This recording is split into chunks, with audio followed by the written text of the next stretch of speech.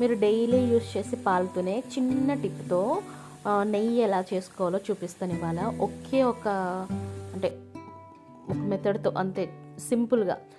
మనం డైలీ పాలు పోయించుకుంటాం కదా, పాలని డైరెక్ట్గా ఫ్రిడ్జ్లో పెట్టేసి ఒక పోటు ఉంచేసామనుకోండి, అది అలా లేయర్లా వస్తుంది పైన. ఆ లేయర్లో వచ్చిన దాన్ని స్పూన్తో, నేను చిన్న స్పూన్ పెట్టాను, పెద్ద స్పూన్తో అయితే ఒకటేసారి గట్టిగా అట్లా వచ్చేస్తుంది అన్నమాట. అలా డైలీ కలెక్ట్ చేస్తూ ఉండండి.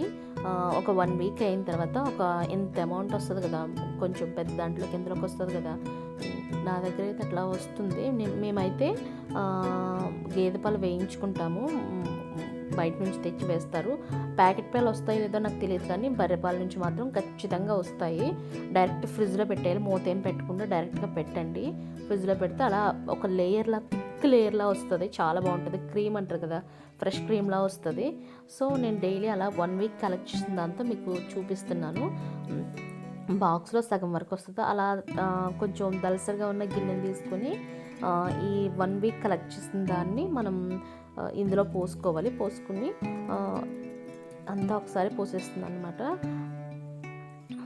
అలా స్టోర్ చేసి పెట్టుకుంటాం కదా, అది స్మెల్లో గిల్లో ఏం రాదు, చాలా ఫ్రెష్గా ఉంటుంది. దాన్ని కూడా ఫ్రిడ్జ్లోనే మనం స్టోర్ చేయాలన్నమాట. అలాగా దలసరిగా ఉన్న దాన్ని ఒక గిన్నె తీసుకుని అలా పెట్టుకున్న తర్వాత మీరు పని చేసుకుంటేనే ఆ గిన్నెని స్టవ్ మీద పెట్టేసి సిమ్లో పెట్టేసి అట్లా వదిలేసేయండి. ఇంకేం పెట్టక్కర్లేదు, హైలో అట్లా చూస్తూ ఉండక్కర్లే, అది పొంగను కూడా పొంగదు. జస్ట్ ఒకసారి తిప్పేసి అట్లా వదిలేసేయండి అంతే. వదిలేస్తే అదే మెల్లిమెల్లిగా ఉడుక్కుంటూ ఉంటుంది. ఒకసారికేమో ఇట్లా వస్తుంది పొంగు. అలా చూసారు కదా, మెల్లిగా స్టార్ట్ అవుతూ ఉంది, సైడ్ చూసారా నెయ్యి స్టార్ట్ అవుతూ ఉంది. అది అట్లా ప్రాసెస్ మారుతున్న కొద్దీ అట్లా నెయ్యి బయటకు వస్తూ ఉంటుంది. దానికి అదే ఉడుక్కుని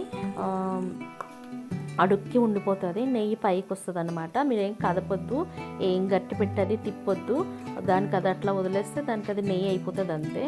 సింపుల్, చాలా అంటే చాలా సింపుల్.